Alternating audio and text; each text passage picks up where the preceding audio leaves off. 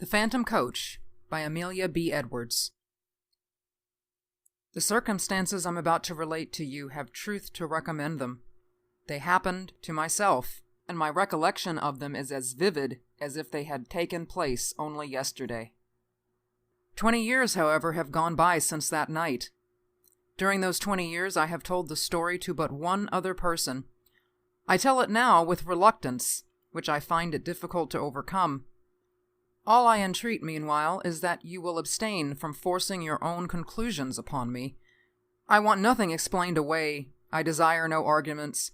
My mind on this subject is quite made up, and having the testimony of my own senses to rely upon, I prefer to abide by it.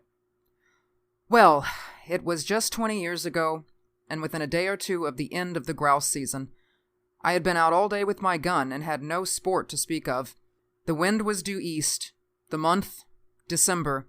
The place, a bleak wide moor in the far north of England. And I had lost my way. It was not a pleasant place in which to lose one's way, with the first feathery flakes of an incoming storm just fluttering down upon the heather, and the laden evening closing in all around. I shaded my eyes with my hand and stared anxiously into the gathering darkness, where the purple moorland melted into a range of low hills some 10 or 12 miles distant.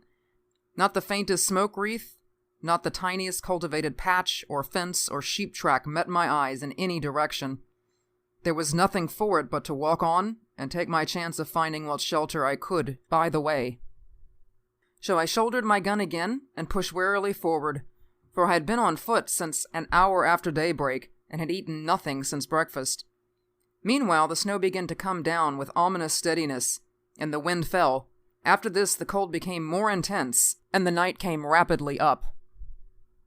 As for me, my prospects darkened with the darkening sky, and my heart grew heavy as I thought how my young wife was already watching for me through the window of our little inn parlor, and thought of all the suffering in store for her throughout this weary night. We had been married 4 months, and, having spent our autumn in the Highlands, we were now lodging in a remote little village situated just on the verge of the great English moorlands. We were very much in love, and of course very happy. This morning, when we parted, she had implored me to return before dusk, and I had promised her that I would. What I would not have given to have kept my word. Even now, weary as I was, I felt that with a supper, an hour's rest, and a guide, I might still get back to her before midnight, if only guide and shelter could be found. And all this time the snow fell, and the night thickened. I stopped and shouted every now and then, but my shouts seemed only to make the silence deeper. Then a vague sense of uneasiness came upon me, and I began to remember stories of travelers who had walked on in the falling snow until wearied out, they were fain to lie down and sleep their lives away. Would it be possible, I asked myself, to keep on thus through all the long dark night? Would there not come a time when my limbs must fail and my resolution give away? When I, too, must sleep the sleep of death. Death, I shuddered. How hard to die just now when my life lay all so bright before me. How hard for my darling, whose whole loving heart... But that thought was not to be borne. To banish it, I shouted again, louder and longer, and then listened eagerly. Was my shout answered?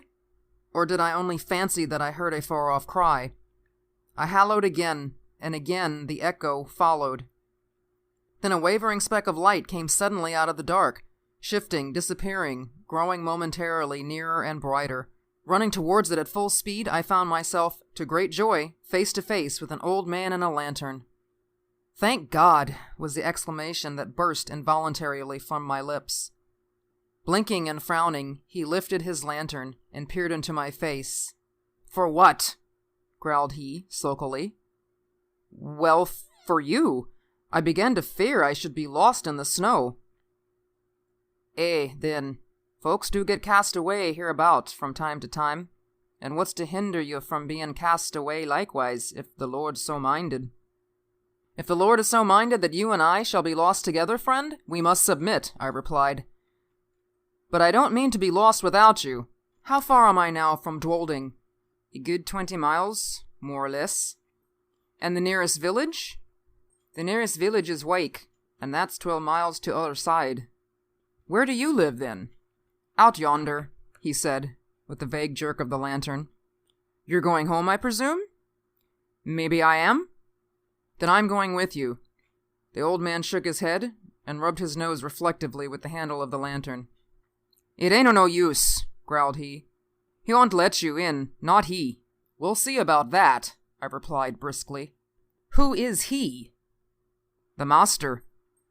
"Who is the master?" "That's naught to you," was the unceremonious reply. "Well, well, you lead the way, and I'll engage that the master shall give me shelter and a supper tonight." You can try 'em," muttered my reluctant guide. And still shaking his head, he hobbled, gnome-like, away through the falling snow. A large mass loomed up presently out of the darkness, and a huge dog rushed out, barking furiously. "Is this the house?" I asked. "Aye, 'tis the house. Down, bay!" And he fumbled in his pocket for the key.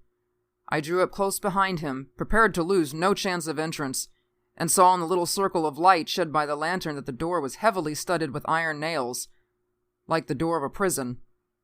In another minute he had turned the key, and I had pushed past him into the house. Once inside, I looked round with curiosity, and found myself in a great raftered hall, which served, apparently, a variety of uses. One end was piled to the roof with corn, like a barn. The other was stored with flour sacks, agricultural implements, casks, and all kinds of miscellaneous lumber, while from the beams overhead hung rows of hams, flitches, and bunches of dried herbs for winter use. In the center of the floor stood some huge object gauntly dressed in a dingy wrapping cloth, and reached halfway up to the rafters.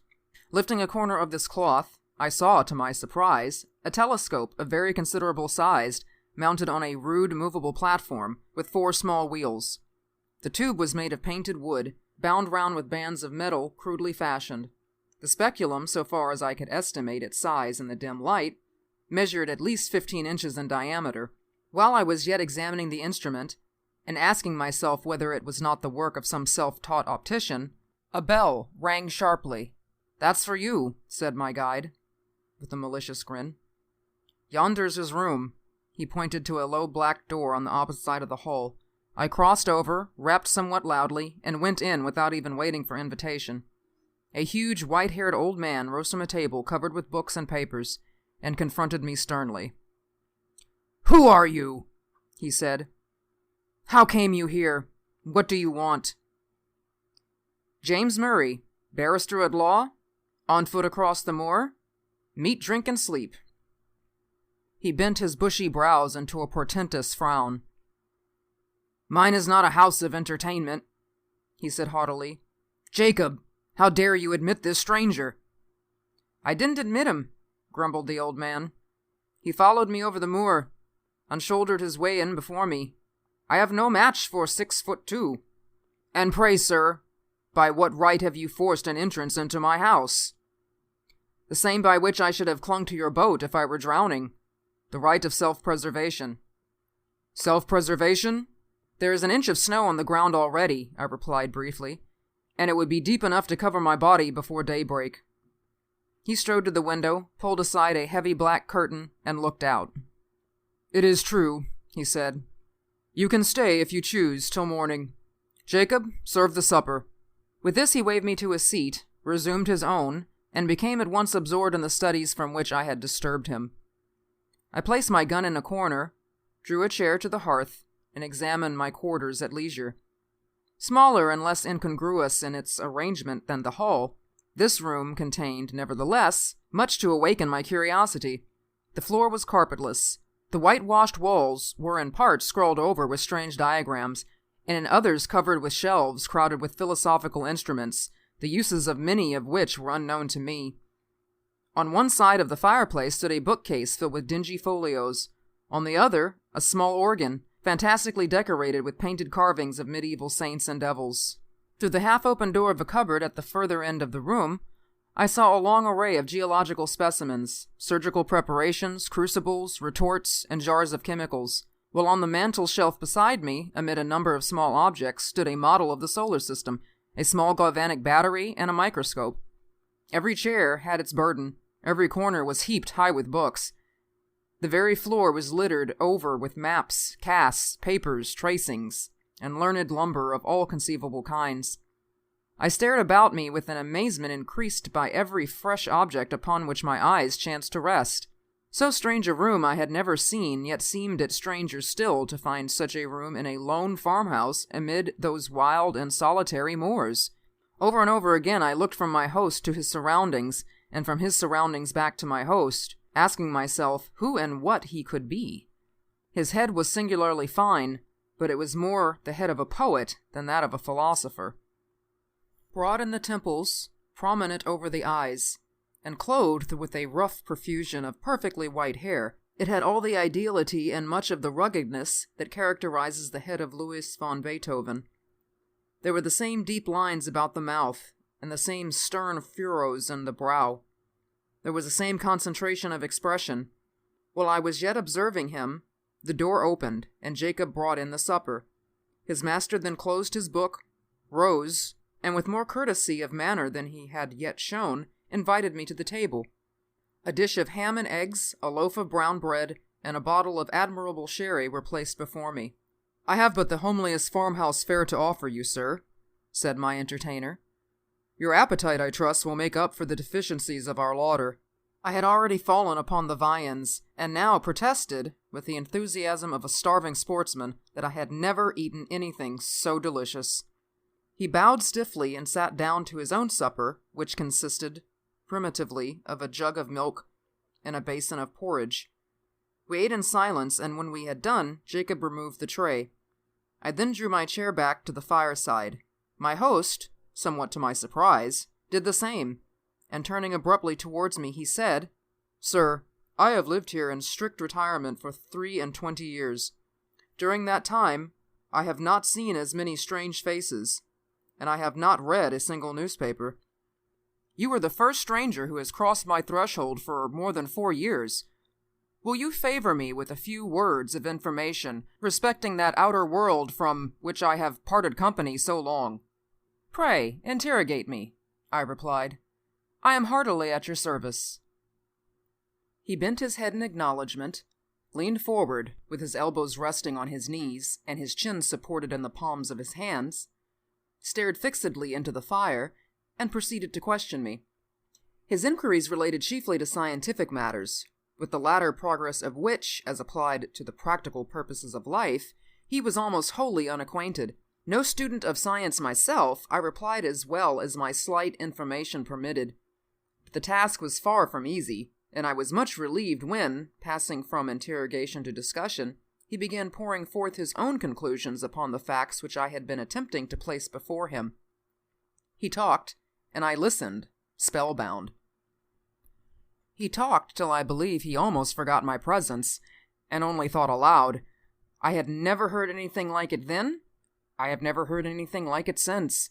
Familiar with all systems of philosophies, subtle in analysis, bold in generalization, he poured forth his thoughts in an uninterrupted stream, and still, leaning forward in the same moody attitude with his eyes fixed upon the fire, wandered from topic to topic, from speculation to speculation, like an inspired dreamer. From practical science to mental philosophy, from electricity in the wire to electricity in the nerve, from Watts to Mesmer, from Mesmer to Reinbach, from Reinbach to Swedenborg, Spinoza, Condillac, Descartes, Berkeley, Aristotle, Plato, and the Magi and mystics of the East were transitions which, however bewildering in their variety and scope, seemed easy and harmonious upon his lips as sequences in music. By and by I forget now what link of conjecture or illustration he passed on that field which lies beyond the boundary line of even conjectural philosophy and reaches no man knows whither. He spoke of the soul and its aspirations, of the spirit and its powers, of second sight, of prophecy, of those phenomena which under the names of ghosts, specters, and supernatural appearances have been denied by the skeptics and attested by the credulous of all ages. "The world," he said, "grows hourly more and more skeptical of all that lies beyond its own narrow radius, and our men of science foster the fatal tendency. They condemn as fable all that resists experiment. They reject as false all that cannot be brought to the test of the laboratory or the dissecting room. Against what superstition have they waged so long and obstinate a war as against the belief in apparitions? And yet, what superstition has maintained its hold upon the minds of men so long and so firmly? Show me any facts in physics, in history, in archaeology, which is supported by testimony so wide and so various, attested by all races of men, in all ages, and in all climates, by the soberest sages of antiquity, by the rudest savages of today, by the Christian, the pagan, the pantheist, the materialist. This phenomena is treated as a nursery tale by the philosophers of our century. Circumstantial evidence weighs with them as a feather in the balance. The comparison of causes with effects, however valuable in physical science, is put aside as worthless and unreliable. The evidence of competent witness, however conclusive in a court of justice, counts for nothing. He who pauses before he pronounces is condemned a trifler. He who believes is a dreamer or a fool. He spoke with bitterness, and having said thus, relapsed for some minutes into silence.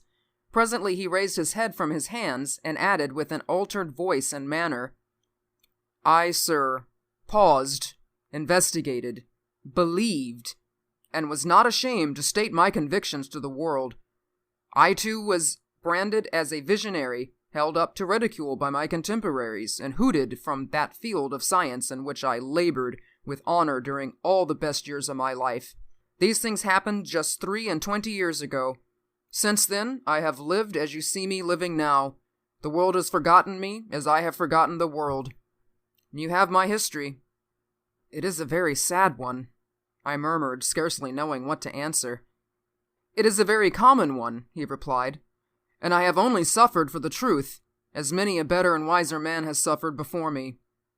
He rose, as if desirous of ending the conversation, and went over to the window. "It has ceased snowing," he observed, as he dropped the curtain and came back to the fireside. "Ceased!" I exclaimed, starting eagerly to my feet. "Oh, if it were only possible, but no, it is hopeless. Even if I could find my way across the moor, I could not walk 20 miles tonight." "Walk 20 miles tonight?" repeated my host. "What are you thinking of?" "Of my wife," I replied impatiently. "Of my young wife who does not know that I have lost my way, and who is at this moment breaking her heart with suspense and terror." "Where is she?" "At Dwolding, 20 miles away." "At Dwolding?" he echoed thoughtfully. "Yes, the distance is true, is 20 miles. But are you so very anxious to save the next 6 or 8 hours?" "So very, very anxious that I would give 10 guineas at this moment for a guide and a horse." "Your wish can be gratified at a less costly rate," he said, smiling. "The night mail from the north, which changes horses at Dwolding, passes within 5 miles of this spot, and will be due at a certain crossroad in about an hour and a quarter. If Jacob were to go with you across the moor, and put you into the old coach road, you could find your way, I suppose, to where it joins the new one?" "Easily, gladly." He smiled again, rang the bell, gave the old servant his directions, and taking a bottle of whiskey and wine-glass from the cupboard in which he kept his chemicals, and said, "The snow lies deep, and it will be difficult walking out on the moor. A glass of usquebaugh before you start?" I would have declined the spirit, but he pressed it on me, and I drank it. It went down my throat like liquid flame, and almost took my breath away. "It is strong," he said, "but it will help keep out the cold. And now you have no moments to spare. Good night." I thanked him for his hospitality, and would have shaken hands, but that he had turned away before I could finish my sentence. In another minute I had traversed the hall, Jacob had locked the outer door behind me, and we were out on the wide, white moor. Although the wind had fallen, it was still bitterly cold. Not a star glimmered in the black vault overhead. Not a sound, save the rapid crunching of the snow beneath our feet, disturbed the heavy stillness of the night.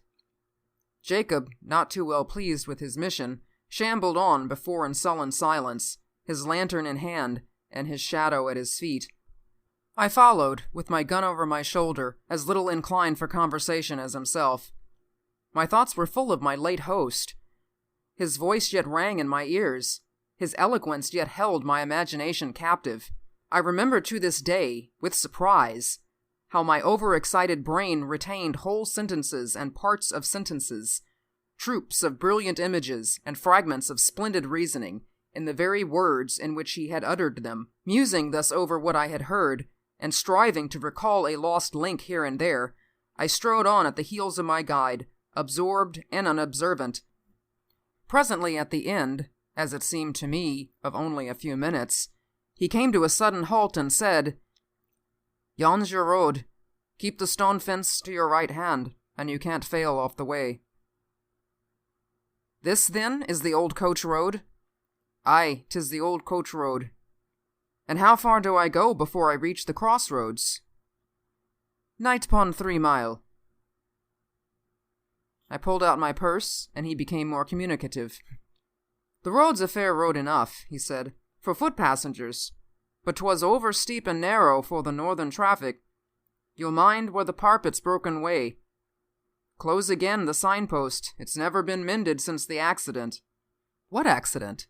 The night mail pitched right over into the valley below. A good 50 feet, and more, just at the worst bit o' road in the whole country." "Horrible! Were many lives lost?" "All. 4 were found dead, and the other 2 died next morning."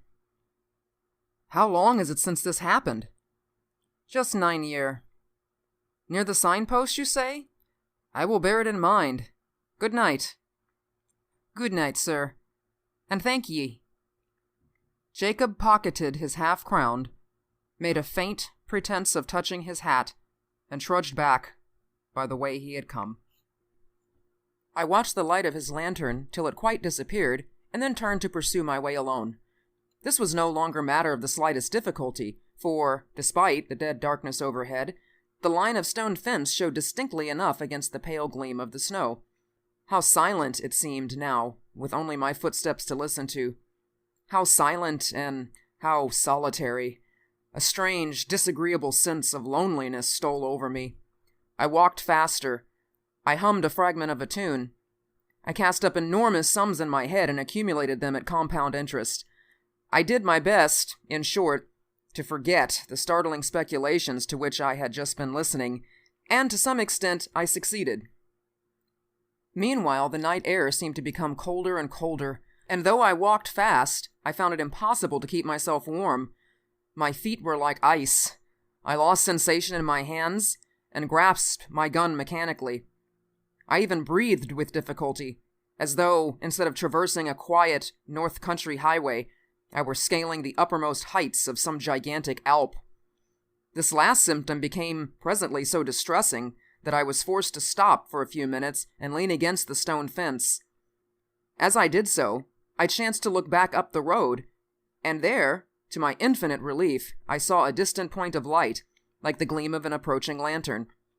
I at first concluded that Jacob had retracted his steps and followed me, but even as the conjecture presented itself, a second light flashed into sight, a light evidently parallel with the first and approaching at the same rate of motion. It needed no second thought to show me that these must be the carriage lamps of some private vehicle, though it seems strange that any private vehicle should take a road professedly disused and dangerous. There could be no doubt, however, of the fact, for the lamps grew larger and brighter every moment, and I even fancied I could already see the dark outline of the carriage between them. It was coming up very fast and quite noiselessly, the snow being nearly a foot deep under the wheels. And now the body of the vehicle became distinctly visible behind the lamps. It looked strangely lofty. A sudden suspicion flashed upon me. Was it possible that I had passed the crossroads in the dark without observing the signpost? And could this be the very coach which I had come to meet? No need to ask myself that question a second time, for here came round the bend of the road, guard and driver, 1 outside passenger, and 4 steaming greys, all wrapped in a soft haze of light, through which the lamps blazed out like a pair of fiery meteors. I jumped forward, waved my hat, and shouted. The mail came down at full speed and passed me. For a moment I feared that I had not been seen or heard, but it was only for a moment. The coachman pulled up, the guard, muffled to the eyes in capes and comforters, and apparently sound asleep in the rumble, neither answered my hail nor made the slightest effort to dismount. The outside passenger did not even turn his head. I opened the door for myself and looked in. There were but 3 travelers inside, so I stepped in, shut the door, slipped into the vacant corner, and congratulated myself on my good fortune. The atmosphere of the coach seemed, if possible, colder than that of the outside air, and was pervaded by a singularly damp and disagreeable smell. I looked round at my fellow passengers. They were all 3 men, and all silent. They did not seem to be asleep, but each leaned back in his corner of the vehicle as if absorbed in his own reflections. I attempted to open a conversation. "How intensely cold it is tonight," I said, addressing my opposite neighbor. He lifted his head, looked at me, but made no reply. "The winter," I added, "seems to have begun in earnest." Although the corner in which he sat was so dim that I could distinguish none of his features very clearly, I saw that his eyes were still turned full upon me, and yet he answered never a word. At any other time I should have felt, and perhaps expressed, some annoyance, but at the moment I felt too ill to do either. The icy coldness of the night air had struck a chill to my very marrow, and the strange smell inside the coach was affecting me with an intolerable nausea. I shivered from head to foot, and, turning to my left-hand neighbor, asked if he had any objection to opening a window. He neither spoke nor stirred. I repeated the question somewhat more loudly, but with the same result. Then I lost patience and let the sash down. As I did so, the leather strap broke in my hand, and I observed that the glass was covered with a thick coat of mildew, the accumulation, apparently, of years.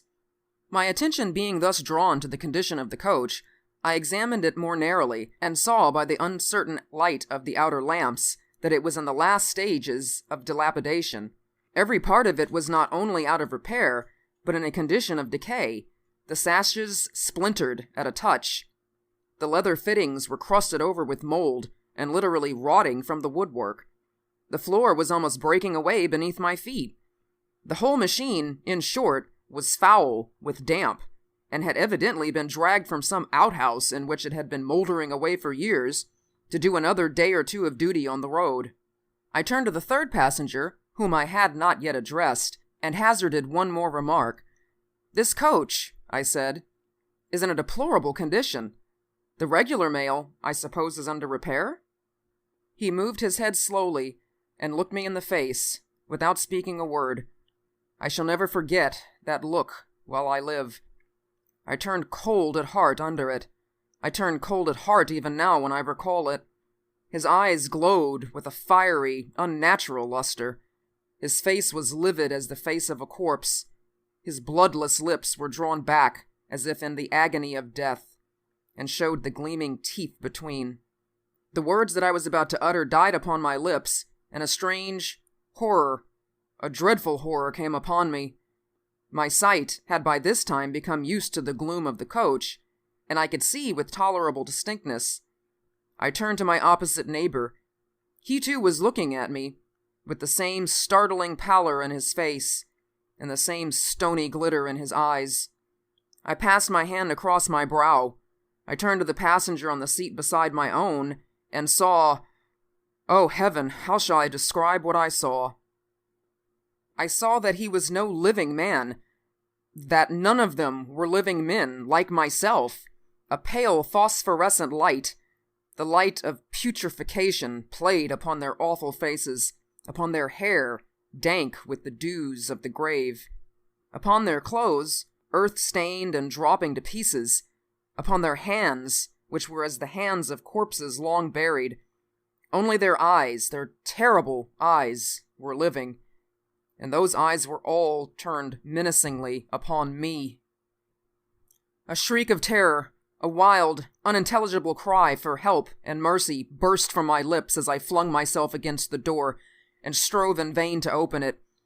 In that single instant, brief and vivid as the landscape beheld in the flash of summer lightning, I saw the moon shining down through a rift of stormy cloud, the ghastly signpost rearing its warning finger by the wayside, the broken parapet, the plunging horses, the black gulf below. Then the coach reeled like a ship at sea. Then came a mighty crash, a sense of crushing pain, and then darkness. It seemed as if years had gone by when I woke up one morning from a deep sleep and found my wife watching by my bedside. I will pass over the scene that ensued and give you, in half a dozen words, the tale she told me with tears of thanksgiving. I had fallen over a precipice, close against the junction of the old coach road and the new, and had only been saved from certain death by lighting upon a deep snowdrift that had accumulated at the foot of the rock beneath. In this snowdrift, I was discovered at daybreak by a couple of shepherds who carried me to the nearest shelter and brought a surgeon to my aid. The surgeon found me in a state of raving delirium, with a broken arm and a compound fracture of the skull. The letters in my pocketbook showed my name and address. My wife was summoned to nurse me. And, thanks to youth and a fine constitution, I came out of danger at last. The place of my fall, I need scarcely say, was precisely that at which a frightful accident had happened to the North Mail 9 years before. I never told my wife the fearful events which I have just related to you. I told the surgeon who attended me, but he treated the whole adventure as a mere dream, born of the fever in my brain. We discussed the question over and over again, until we found that we could discuss it with temper no longer, and then we dropped it. Others may form what conclusions they please. I know that 20 years ago, I was the 4th inside passenger in that phantom coach. End of The Phantom Coach.